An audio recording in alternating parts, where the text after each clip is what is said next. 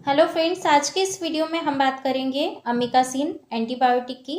Amikacin injection form में ही केवल available होता है, ये टैबलेट फॉर्म में नहीं आता। और अमीकासिन इंजेक्शन केवल और केवल हॉस्पिटल में ही डॉक्टर के देखरेख में लगाया जाता है। इस इंजेक्शन की संपूर्ण जानकारी देखने वाले हैं, वीडियो के लास्ट तक बने रहिए। अमीकासिन एंटीबायोटिक क्लास की एक दवाई होती है जिसे हॉस्पिटल में तब लगाया जाता है जब जेंटामाइसिन एंटीबायोटिक काम नहीं कर रही हो। कंडीशन में अमीकासिन एंटीबायोटिक मरीज को लगाई जाती है। अब जान लेते हैं अमीकासिन इंजेक्शन के क्या क्या उपयोग है और किस किस बीमारी में इसे लगाया जा सकता है। अमीकासिन एक एंटीबायोटिक है और ये बैक्टीरियल इन्फेक्शन को ठीक करने की एक दवाई होती है। लगभग सभी प्रकार के बैक्टीरियल इन्फेक्शन को ठीक करने के लिए ये दवाई उपयोग में लाई जाती है। तो एक एक से हम इसके उपयोग देख लेते हैं। कुछ बीमारियां हैं जैसे बोन जॉइंट में होने वाला इन्फेक्शन है। अगर बैक्टीरियल इन्फेक्शन हुआ है जॉइंट का तो उसे ठीक करने के लिए ये इंजेक्शन लगाया जाएगा। किसी मरीज को पेट के अंदर कोई इन्फेक्शन होना, स्टमक का इन्फेक्शन, इंटेस्टाइन का इन्फेक्शन या गाल ब्लेडर का इन्फेक्शन है, अपेंडिक्स का इन्फेक्शन है, इंटेस्टाइनल इन्फेक्शन में जो टाइफाइड फीवर का इन्फेक्शन है उसे ठीक करने के लिए अमीकासिन इंजेक्शन लगाया जाता है।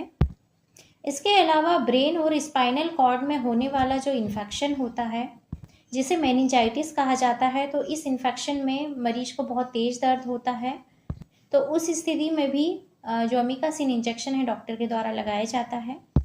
इसके अलावा फेफड़ों से रिलेटेड कोई इन्फेक्शन हुआ हो मरीज को, खासकर निमोनिया है, तो निमोनिया में खासकर इस दवाई को दिया जाता है। इससे जुड़ी कई तरह की अन्य समस्या होना जैसे फेफड़ों में पानी भर जाना, सांस लेने में दिक्कत होना, बहुत अधिक तेज दर्द होना और फीवर आना, तो इन सभी समस्याओं में भी अमीकासिन इंजेक्शन मरीज को लगाया जाता है। इसके अलावा यूरिनरी ट्रैक्ट का इन्फेक्शन होना जैसे किडनी, यूरेथ्रा, ब्लैडर का इन्फेक्शन है किसी तरह का, जिससे कि यूरिन पास करते समय तेज दर्द होना, यूरिन में जलन होना। इसके साथ साथ अगर यूरिन पास करते समय ब्लड आ जाना, यूरिन में पस का बनना, रुक रुक कर पेशाब आना या बहुत अधिक दर्द होना, तो इन सभी समस्याओं में भी ये दवाई दी जाती है। अगला इसका उपयोग है मल्टी ड्रग रेजिस्टेंट ट्यूबरकुलोसिस। अगर किसी पेशेंट को हुआ है जिसमें कि बहुत सारी जो दवाइयां हैं एंटीबायोटिक है काम नहीं कर रही है, रेजिस्टेंस डेवलप हो चुका है, तो उस कंडीशन में भी अमीकासिन इंजेक्शन डॉक्टर के द्वारा मरीज को लगाया जाता है। अब देखेंगे कि इस इंजेक्शन के साइड इफ़ेक्ट क्या सामने आते हैं जब मरीज को लगाया जाता है।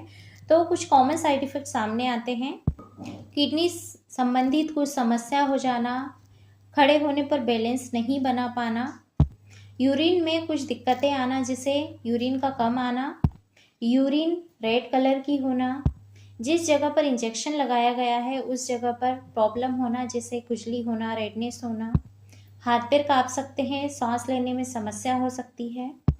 इसके अलावा अगर आपको कोई भी अनवांटेड साइड इफ़ेक्ट देखने को मिलते हैं तो अपने डॉक्टर से ज़रूर बात कीजिए ताकि वे कोई दूसरी एंटीबायोटिक दे सकें। अब बात कर लेते हैं कि अमीकासिन इंजेक्शन को किस रूट से लगाया जाता है और कितनी मात्रा में लगाया जाता है।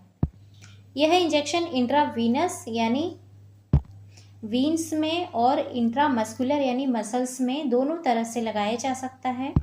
इसके अगर कॉमन रिकमेंडेड डोज की बात करें तो 15 मिलीग्राम पर केजी पर डे के हिसाब से कैलकुलेट करके लगाया जाता है और ये पेशेंट के वजन के अनुसार कैलकुलेट किया जाता है। और इसका जो डोज है 2 से 3 पार्ट में अलग अलग डिवाइडेड डोज में लगाया जाता है। इसका जो ड्यूरेशन है 3 दिन या 5 दिन या 7 दिन या 12 दिन का बीमारी की गंभीरता के अनुसार इसका डोज दिया जाता है। हम बात कर लेते हैं अमीकासिन इंजेक्शन अपने किस किस ब्रांड नेम से मिल जाता है। तो सबसे पहले ये अपने जेनरिक नेम अमीकासिन के नाम से भी मिल जाता है। इसके अलावा कुछ अन्य ब्रांड नेम भी होते हैं जैसे Mikacin injection, Mikastar injection, Amicin injection. इसके अलावा ये अपने कई ब्रांड नेम से भी अवेलेबल होता है। आपके डॉक्टर ने जिस ब्रांड का लिखा है आप उसे ले सकते हैं, क्योंकि ब्रांड नेम एरिया और डॉक्टर के अनुसार अलग अलग हो सकते हैं। ये दवाई कुछ ऐसे मरीज हैं जिन्हें नहीं दिया जाना चाहिए, जैसे कुछ किडनी के मरीज हैं।